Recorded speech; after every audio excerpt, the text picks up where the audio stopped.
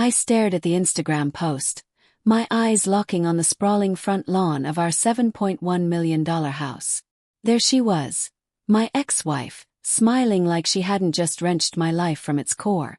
Beside her, a man I didn't know, tall, polished, arrogant, and somehow familiar from social media photos of the new couple everyone had been whispering about.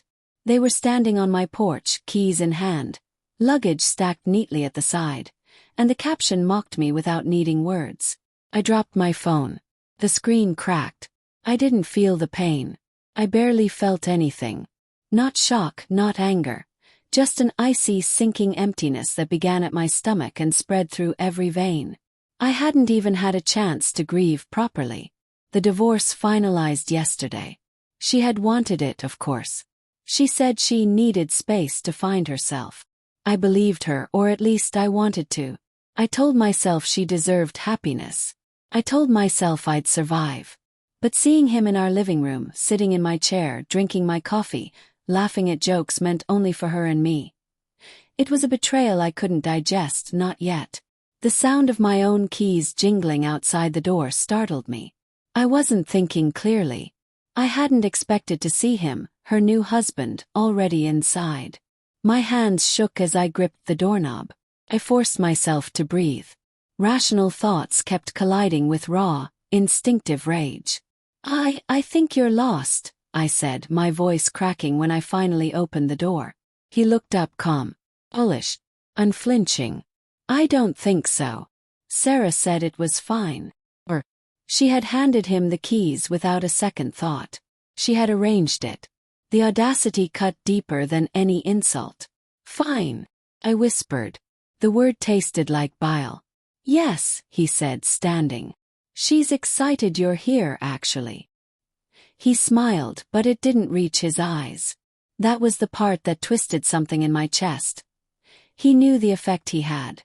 I stepped inside, and the familiarity of the space, once comforting, now felt like a trap. The scent of her favorite candles lingered in the air, the soft hum of our expensive espresso machine, the sunlight hitting the floors just like it always had. Everything screamed home, yet it wasn't mine anymore. Why is he here? I asked, voice barely more than a growl. Sarah appeared from the hallway, perfectly composed. Her smile was plastic, rehearsed, the kind that mocked me with its serenity. I thought you'd like to meet him, she said, as though introducing me to a friend at a casual dinner party. I didn't want any awkwardness. The lie was so blatant I almost laughed. Almost. My head was spinning with every scenario, every confrontation, every possible explanation that could somehow make this bearable. None of them existed. You moved him in, already, I demanded, struggling to keep my composure. Her eyes softened. Oh, that weaponized softness. Why waste time? Life is short. You'll understand someday. I felt nausea twist in my gut. Rage bubbled up, hot and feral, and then I felt shame for even wanting to scream, for even feeling betrayed by someone I used to know so intimately. Understand, I whispered. You moved a stranger into my home with my things, and you think I'll understand? Sarah said nothing. Her silence was a deliberate dagger. I backed into the living room, my gaze snapping to the shelves, the photographs, the furniture. Every piece a reminder of shared dreams, shared failures, and shared secrets now tainted with infidelity I hadn't even seen coming. She hadn't cheated in the traditional sense. She had married betrayal into the house that was mine, as if my love and memory meant nothing. You're really okay with this? I asked the man, the intruder. I'm here because she asked me to be, he said smoothly, measuring each word. I didn't force anything. I didn't plan to disrespect you. I'm just living. The audacity. I realized then that betrayal isn't always violent. Sometimes it's quiet. Sometimes it's a smile across a breakfast table that once belonged to you. A set of keys in a hand that once held yours. I could feel the tension building in my chest, hot and suffocating. Part of me wanted to scream, to throw something, to demand justice. But another part, the part that still loved her, still believed in us despite everything, wanted to understand. Wanted to find a reason. Sarah, Tell me it didn't happen while we were married, I said, my voice trembling. She tilted her head, innocently. You mean us? Well, that's over. We both agreed. I moved on. I wanted to believe her, I wanted to fight for a shred of hope. But the sight of them laughing, their hands brushing lightly, their comfort in my house shattered any fragile illusion. The afternoon bled into evening, and I wandered through the rooms, touching walls I had painted, chairs I had chosen, memories embedded in every corner. The betrayal wasn't just emotional, it was physical, tactile. It had shape and weight. It occupied space I had once called home. I stopped in the bedroom we had shared.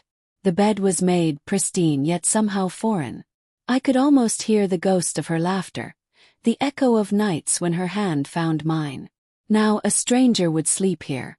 A stranger who belonged nowhere near the history we had made together. I wanted to hate her. I wanted to hate him. I wanted to hate myself for ever believing in love. And then, in a quiet corner of my mind, the truth hit me. I did hate myself. I had believed that trust and commitment could protect me from this kind of pain. I had believed in her. And now, like a cruel cinematic twist, the universe had forced me to watch the life I built crumble in real time, frame by agonizing frame. As night fell, I stood in the doorway and watched them prepare dinner in the kitchen. Their laughter rang hollow. My eyes stung. I didn't move. I didn't speak. I just let the betrayal settle over me like a suffocating fog. I knew the house would never be mine again. Not really. And neither would she. I left, locking the door behind me, the keys cold and heavy in my pocket.